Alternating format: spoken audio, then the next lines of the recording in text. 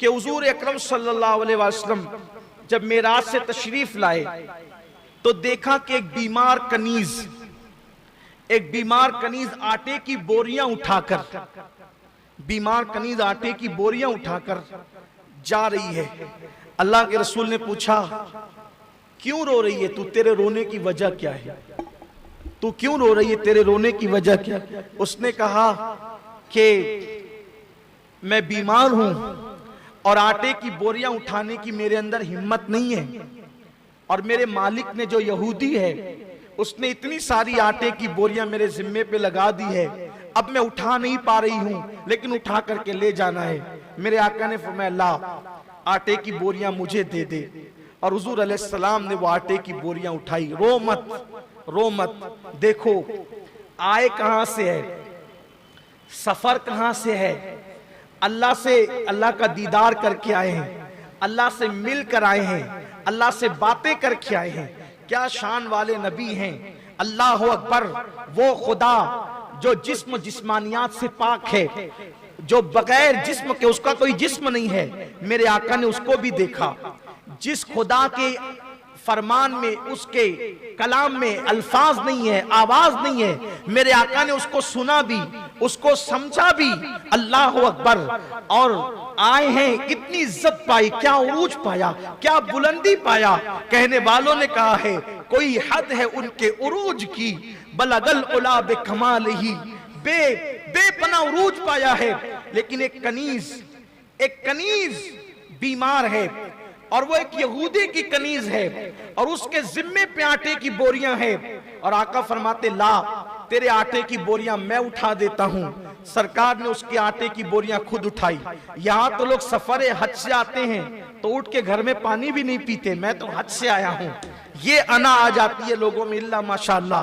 वहां खुदा का दीदार करके आए हैं। एक यहूदी कनीज की बोरियां आटे की अपने कंधे पे उठाते हैं और हुजूर चलते हैं। अल्लाह अकबर। चलने लगे। कनीज ने कहा, ऐ मोहम्मद अरबी रूही फिदा, मैं आपके साथ साथ नहीं चल सकती, मैं बीमार हूं। मैं आपके साथ नहीं चल सकती, मैं बीमार हूं। आका ने फरमाया, मेरी चादर का किनारा पकड़ ले, तेरे अंदर भी ताकत पैदा हो जाएगी मेरे साथ चलने की। उसने चादर का किनारा पकड़ा और फिर वो भी हुजूर के साथ चली। उसका जो यहूदी मालिक था वो हुजूर अकरम सल्लल्लाहु अलैहि वसल्लम को देखा, हुजूर को पहचानता था, और देखकर कहता है, क्या आपको मेराज हुई है? क्या आपको मेराज हुई है? हुजूर अलैहिस्सलाम ने, हाँ हुई तो है, लेकिन तुझे कैसे पता कि मेराज हुई है? मैंने तो तुझे बताया नहीं। अभी ये बात तो मक्के के चंद लोगे में, तुझे कैसे पता? उसने कहा, मैंने अपनी आसमानी किताब में पढ़ा है कि जो आखिरी नबी होंगे उनका नाम मोहम्मद होगा।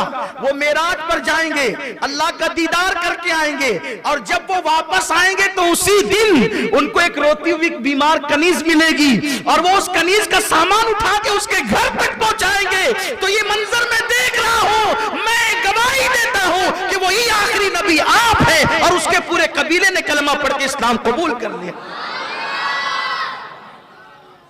हुजूर की मेराज की यहूदियों ने माना। उसके बाद एक बार ऐसा हुआ, अभी अबू सुफियान ने कलमा नहीं पढ़ा था और मुल्क के शाम में थे, तो कैसरे रोम के पास, शाम के बादशाह के पास, अभी शाम, मुल्क के शाम और बैतुल मुकद्दस दोनों अलग अलग हो गए।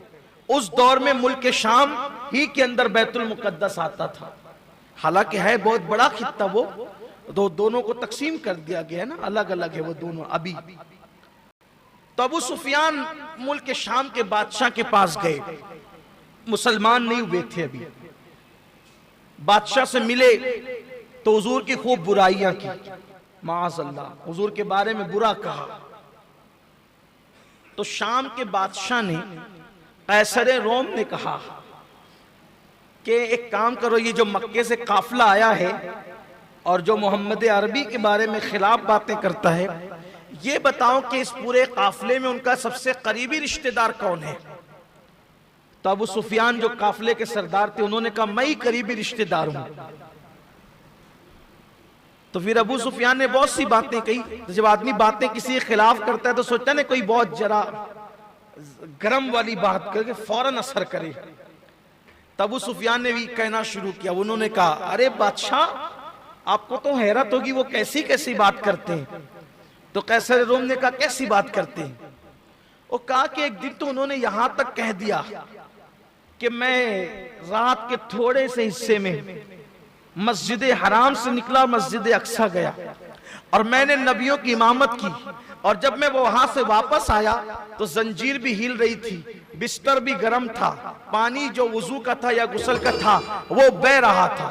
ये यकीन करने की बात है, जबकि बैतुल मुकद्दस आने के लिए 1 महीना चाहिए, वापस जाने के लिए 1 महीना चाहिए, और वो कहते हैं कि बिस्तर भी गर्म, जंजीर भी हिल रही।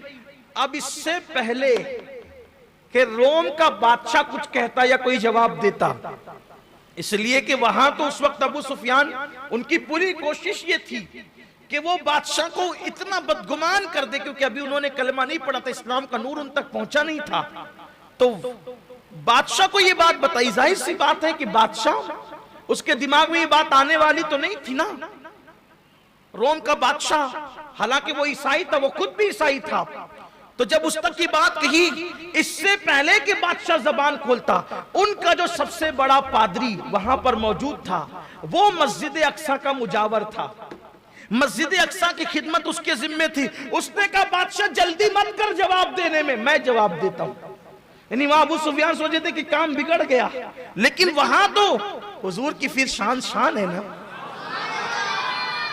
सबसे औला वो आला हमारा नबी, सबसे बाला वो आला हमारा नबी, अपने मौला का प्यारा हमारा नबी, दोनों आलम का दूल्हा हमारा नबी। अल्लाह अकबर। हुजूर अकरम सल्लल्लाहु अलैहि वसल्लम के मुतालिक की बात की तो जो वो मस्जिद अक्सा का जो मुजावर था, उनका पादरी का, बादशाह जल्दी न करना, मैं जवाब देता हूं। कहा, सुनो, मैं तस्दीक करता हूं कि हाँ, अभी चंद ही दिन गुजरे हैं कि कोई आने वाला आया था, कोई आने वाला आया था। बादशाह ने कहा, तुम्हें कैसे पता?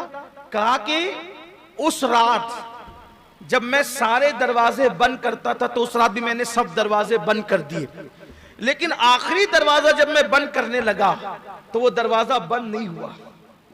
एक दरवाजा बंद नहीं हुआ।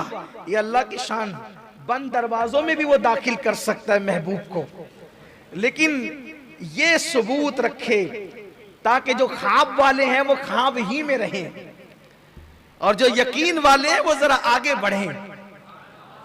हुजूर शेखुल इस्लाम वल मुस्लिमीन का जो शेर है मुझे बहुत पसंद है, यकीन वाले हम यकीन वाले, यकीन वाले कहां से चले कहां पहुंचे, जो अहले शक हैं अगर में मगर में रहते हैं, अभी तक ख्वाब ही में है, लेकिन अल्हम्दुलिल्लाह अहले यकीन की बात।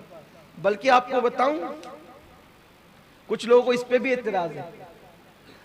अल मलफूज में इमाम अहले सुन्नत ने कहा, लोगों को बड़ी तकलीफ है इस पर कि हुजूर गए मिराज पर, तो हमें भी वहां उनके साथ नमाज पढ़ने का मौका मिला। किनको? सब मुसलमानों को, सबको।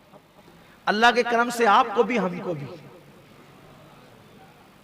मिराज इमाम अहले सुन्नत ने मलफूज में बयान किया। बड़ी ले दे उस पर, इसलिए कि जो अहले शक हैं अगर में मगर में रहते हैं, रहने दीजिए। हमारा जो मसलक है हमने बयान कर देना, माइक पे बयान करना है।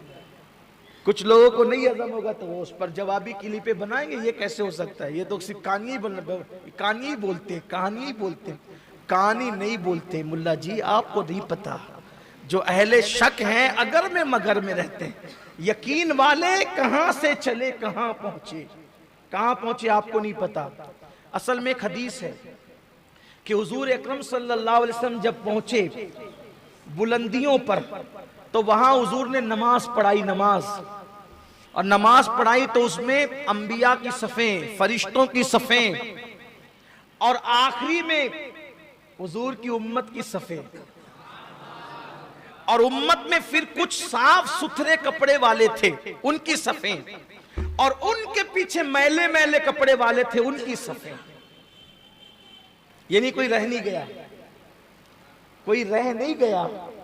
हमें भी उन खिलातों से हिस्सा जो खास रहमत के वहां बटे थे, इंशाअल्लाह उसकी बरकत क़यामत तक जारी है। फरिश्ते हैं, अल्लाह वाले हैं, नेक लोग हैं, सफेद सफेद चमकदार का लिबास वाले, और आखिरी में मैले कुचेले कपड़े वाले हैं। लेकिन नमाज पढ़ने का शरफ सबको हासिल हुआ। और पूछा गया, जिब्रील ये कौन है सफेद चमकदार का? हुजूर ये नेक उम्मती है। तो नेक उम्मतियों में तो वो सब आ गए, गौसे पाक, गरीब नवाज, महबूब इलाही, सिद्दीक अकबर, फारूक आजम, उस्मान गनी, मौला अली, साद, सईद, तलहा, जुबैर, इमाम ज़ैनुल आबिदीन, इमाम बाकर, इमाम जाफर सादिक, मूसा काज़िम, अली रजा, तकी नकी, हसन अस्करी, सब आ गए, बड़े बड़ी हस्तियां। ये पीछे मैले कुचेले कपड़ों पे कौन है? कहा वो गुनहगार उम्मती है। तो बोलो गुनहगार पहुंचे कि नहीं पहुंचे? गुनहगार पहुंचे। तो जब ये हदीस बयान की तो आला हजरत ने कहा अल्हम्दुलिल्लाह। उन्होंने क्या कहा? अल्हम्दुलिल्लाह।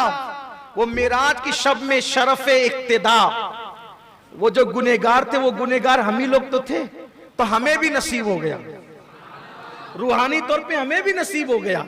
और आज के दौर में हम कहते हैं अल्हम्दुलिल्लाह। गुनहगार है ना, गुनाहगारम वो लेकिन खुश नसीबम।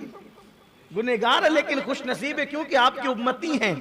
अल्लाह अकबर। तो इमाम ने कहा था कि अल्लाह का शुक्र है रूहानी तौर पे हमें नसीब हो गया, तो गुनहगारों हमें भी रूहानी तौर पे नसीब हो गया। अब किसी को ये रिवायत समझ में आती तो माने, नहीं आती तो ना माने। तो ये शरफ सबको नसीब हुआ, ये शरफ सबको नसीब हुआ, नेक लोगों को भी, गुनहगारों को भी। अल मलफूज में आप देख लीजिएगा। इसी पहले सुन्नत के लिए दूसरे इसको ना सुने। जैसे नहीं कुछ क्लिपें होती है तो लोग कहते हैं कि फोना इसको ना देखें, फोना इसको ना सुने। जैसे औरतें इसको ना सुने, लड़के इसको ना सुने, बच्चे उसको ना सुने, बूढ़े उसको ना सुने, जवान उसको ना सुने, कमजोर दिल इसको ना देखे। ऐसे सब चीजें लोग डालते हैं ना। बहुत बड़ा हादसा दे, बच्चे ना देखें, बड़ा एक्सीडेंट है, कमजोर दिल लोग ना देखें। ऐसा होता है नहीं सब कि भाई कुछ एक्सीडेंट बच्चों से छुपाए जाते हैं, कुछ एक्सीडेंट ऐसे कमजोर दिल लोगों से छुपाए जाते हैं। और मैं कहता हूं इस रिवायत को अहले शक न सुने। ये उनके लिए नहीं है, ये वरना बच्चों को एक्सीडेंट की क्लिप दिखाने के बाद जो अंजाम होगा वही अंजाम उनका भी हो सकता है। ये मामला तो यकीन वालों का है। यकीन वाले कहां से चले कहां पहुंचे, जो अहले शक हैं अगर में मगर में रहते हैं। बल्कि अल्लाह अकबर, आपसे पूछना चाहता हूं, हाय हाय हाय, जब हुजूर गए अल्लाह से मिलने के लिए, जियारत के लिए, तो बोलो हुजूर तो अपने लिबास के साथ ही गए थे। महबूब के जिस्म पे लिबास फानी आ जाए तो वो ला मकां जा सके। हालांकि अगर हकायक की रोशनी में देखा जाए तो फिर जिस्म कहाँ और दिल कहाँ और रूह कहाँ और जान कहाँ। हकीकत तो यही है, उसी के जलवे, उसी से मिलने, उसी से उसकी तरफ गए थे। तो बात खत्म करने लगा था, अर्ज ये कर रहा था कि अबू सुफियान ने कहा जब ये बात कि उन्होंने ऐसी बात कह दी, तो जो मुजावर था मस्जिद अक्सा का, उसने कहा जब सब दरवाजे मैंने बंद किए, एक दरवाजा मुझसे बंद ही नहीं होता था, एक दरवाजा मुझसे बंद नहीं होता था। फिर मैंने लोगों को बुलाया कि ये खराब तो नहीं हो गया, और सब लोगों ने मिलकर उसको दबाया, फिर भी वो बंद नहीं हुआ।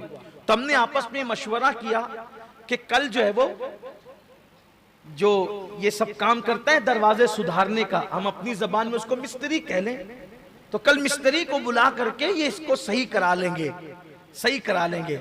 लेकिन फिर वो कहते हैं, वो पादरी कहता है कि जब दूसरे दिन सुबह को मैं आया तो वो दरवाजा बंद करता हूं तो वो आसानी से बंद हो गया।